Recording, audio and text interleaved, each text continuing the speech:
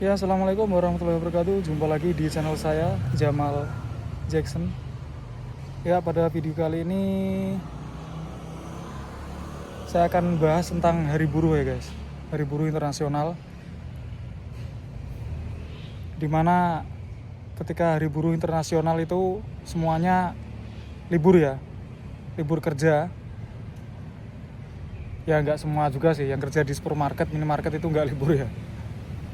Tapi kayak buruh pabrik kayak gitu itu libur ya. Dan saya lihat videonya Pak Prabowo kemarin itu merinding ya. Itu hebat sekali. Jadi Pak Prabowo itu berusaha untuk mengerti para buruh ya. Dan bahkan Pak Prabowo ini katanya presiden kedua yang dia itu segan dan mau menjumpai para buruh di lapangan ya, ketika Hari Buruh Internasional.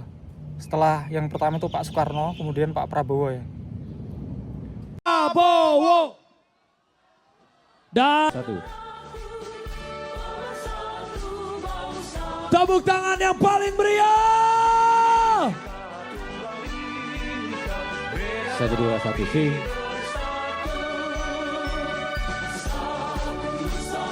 Hidup buruh, Buruh bersatu, bela negara. 1, 2, 1, si.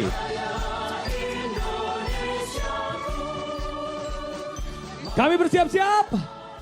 Sesaat lagi Presiden Republik Satu, dua. Indonesia Bapak Prabowo Subianto akan hadir di tengah-tengah kita semua dalam Hari Buruh Internasional 1 Mei 2025.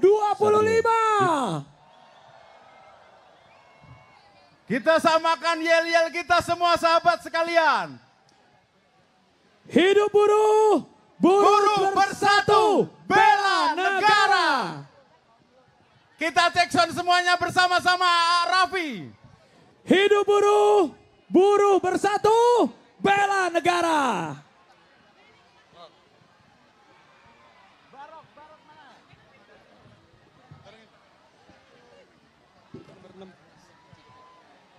Nomor 6. Mana tepuk tangannya sekali lagi yang paling meriah untuk Presiden Republik Indonesia Bapak Prabowo Subianto. Prabowo, Prabowo, Prabowo, Prabowo, Prabowo, Prabowo.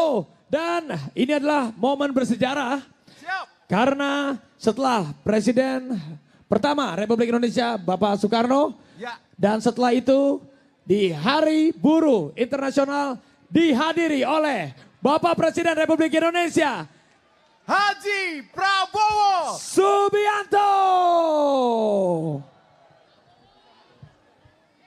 Hidup buruh, buruh bersatu, bela negara. Karena kami semua sangat menghargai apa yang telah dilakukan oleh seluruh buruh-buruh yang bekerja untuk menghidupi anak istri di rumah dan semuanya harus sejahtera. Hidup buruh. Hidup buruh, buruh bersatu, bela negara. Mohon sabar, Bagi Bapak. sahabat-sahabat saya yang di ujung sana, beliau sudah berada di depan panggung. Ya, dan sedang bersalaman satu persatu menyapa seluruh tamu-tamu yang hadir kita. Hidup buruh, buruh bersatu, bela negara. Udah ya. Itu ke Bapak ya? Iya, enggak maksudnya itu. Mohon sabar, kita teriakan semangatnya. Prabowo, Prabowo, Prabowo, Prabowo. Dan inilah momen yang dinanti-nantikan. Presiden Republik Indonesia naik ke atas panggung. Berikan tepuk tangan yang paling meriah untuk Bapak Jadi Pak Prabowo itu Subianto. sangat memihak rakyat kecil Prabowo. dan juga para buruh ya. Prabowo. Dan kalau di sini saya akan bandingkan perbedaannya itu Kita teriakan dengan di bersama-sama. negara tempat saya Yel-yel kerja di kita. sini ya, di Hidup Taiwan. buruh. Buruh bersatu. Di sini tuh kalau hari buruh tuh nggak pernah ada demo-demo guys. Mana tepuk tangannya semua? Nggak pernah ada demo. Dan setiap hari buruh tiba itu 1 hari sebelumnya, misalkan hari buruh tanggal 1 ya, kemarin hari buruh tanggal 1 kan hari Kamis, lah hari Rabunya itu semua buruh itu dapat uang guys. Jadi dapat uang kompensasi untuk libur 1 hari itu ya. Dan kita libur juga tetap dibayar. Cuman itu dapat uang kompensasi di hari buruh itu ya. Dan sebetulnya itu buat apa? Ya buat agar kita itu nggak usah demo ya, nggak usah kayak gitu ya. Toh setiap tahun, yang setahu saya nih ya, nggak di Indonesia, nggak di Taiwan, setiap tahun itu kan gaji buruh kan udah naik ya. Kalau di Taiwan sini setiap tahunnya itu naik 1000 NT atau sekitar 500.000 rupiah ya. Kalau sekarang 500.000 lebih karena rupiah sedang, kurs rupiah itu sekarang jelek ya. Kalau buat para TKI seperti kita bagus ya, karena nominalnya itu makin banyak. Tapi kalau buat pembisnis di Indonesia ya, utama buat negara ya itu nggak bagus karena rupiah itu melemah. Itu setiap tahunnya itu kalau di Taiwan sini ada kenaikan gaji itu 1000 NT atau sekitar 500.000 guys. Dan di Indonesia pun itu juga selalu ada kenaikan gaji ya setiap 1 tahun sekali. Jadi meskipun kalian demo atau enggak, itu pasti gaji itu naik ya, entah berapa ratus ribu ya. Dan kalau menurut saya nggak perlu lah ya demo-demo kayak gitu. Ya kalau demonya tertib sih nggak masalah, tapi kalau anarkis kan juga merugikan ya. Karena pemerintah kan juga sudah berusaha, terutama buat Pak Prabowo itu kan juga sudah berusaha memberikan yang terbaik untuk rakyat dan juga para buruh ya. Sekalian, saya ingin memberi hadiah kepada kaum buruh pada hari ini. Saya akan membentuk segera Dewan Kesejahteraan Buruh Nasional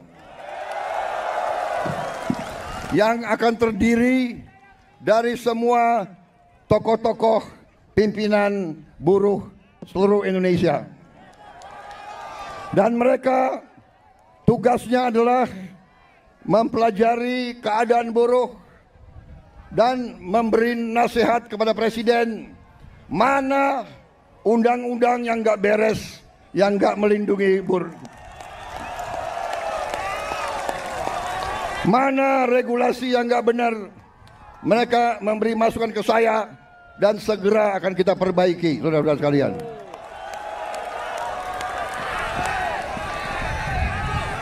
Saudara-saudara sekalian, kita juga atas saran dari pimpinan buruh, atas saran dari Pak Said Iqbal dan Pak Jumbur, kita akan segera membentuk Satuan Tugas PHK. Kita tidak akan membiarkan rakyat kita tidak akan biarkan pekerja-pekerja di PHK kan seenaknya.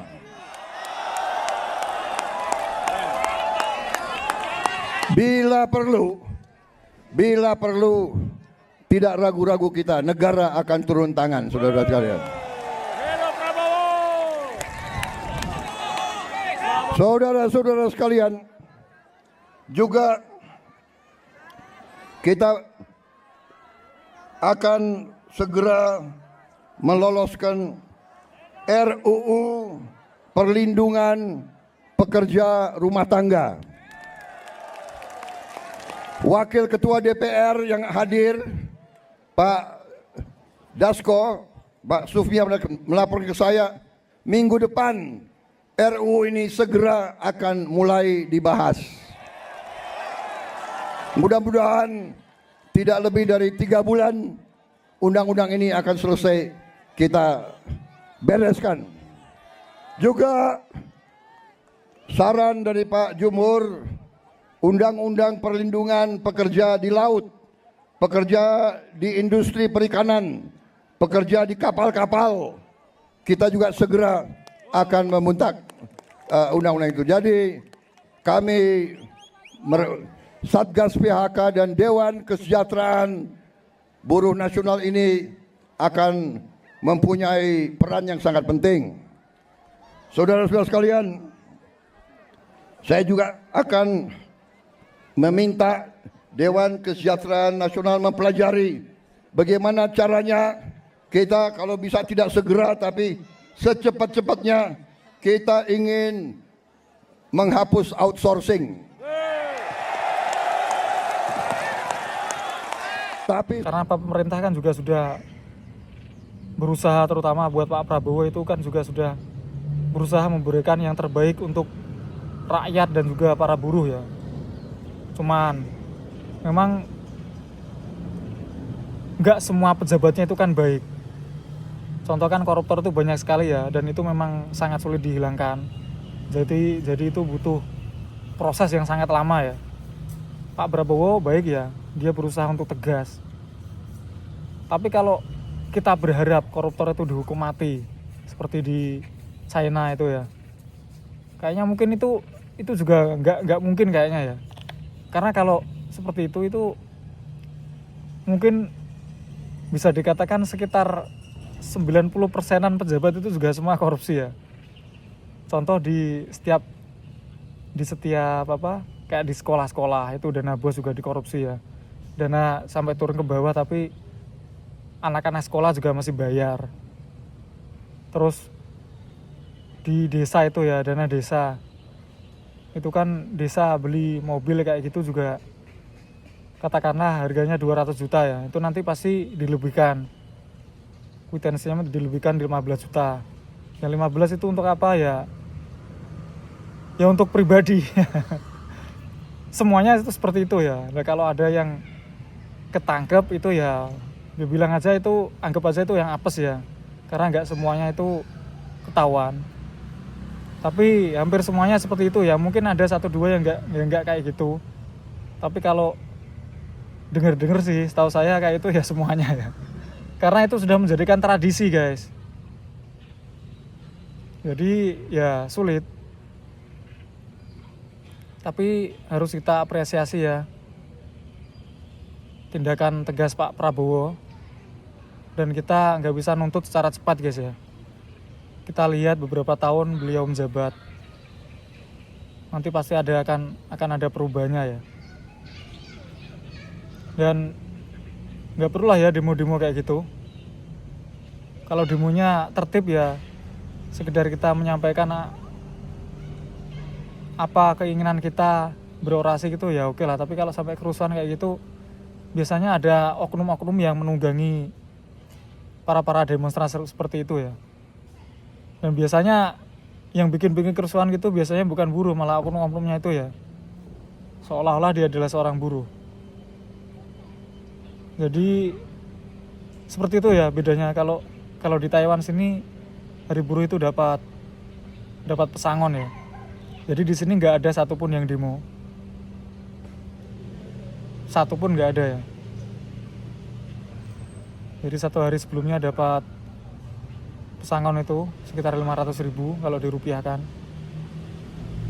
Karena apa? Sekali lagi meskipun kita demo atau enggak, pemerintah juga udah itu ya, udah paham. Maksudnya kan aturannya kan setiap tahun kan gaji harus selalu naik ya. Ya, dan mungkin cukup sekian dulu ya video dari saya kali ini. Terima kasih buat kalian yang udah nonton. Sampai jumpa di video saya selanjutnya. Wassalamualaikum warahmatullahi wabarakatuh. See you next video.